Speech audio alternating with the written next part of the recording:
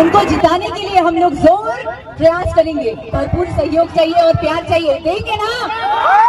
ये जो अभी आप लोग देख रहे हैं, प्लेन से आया अक्षरा सिंह सभी दुश्मनी भूल कर पवन सिंह के चुनाव जिताने के लिए प्लेन से चुनाव प्रचार कर रहे हैं। जितना दुश्मनी था सभी भूल कर अक्षरा सिंह पवन सिंह के सपोर्ट में चुनाव प्रचार अभी कर रहे हैं। सभी कराकट के जनता से हाथ जोड़कर प्रणाम करते हुए कहते हैं कि आप लोग पवन सिंह के वोट दीजिए। कराकट के अगर विकास करना है तो पवन सिंह के आप लोग वोट दीजिए। भले ही मेरे साथ इसका दुश्मनी है, लेकिन जनता के साथ इसका कोई दुश्मनी नहीं है। आप लोग जितना प्यार उसे फिल्म में दिया है, गाना में दिया है, उतना ही प्यार वोट देकर उसे जिता दीजिए।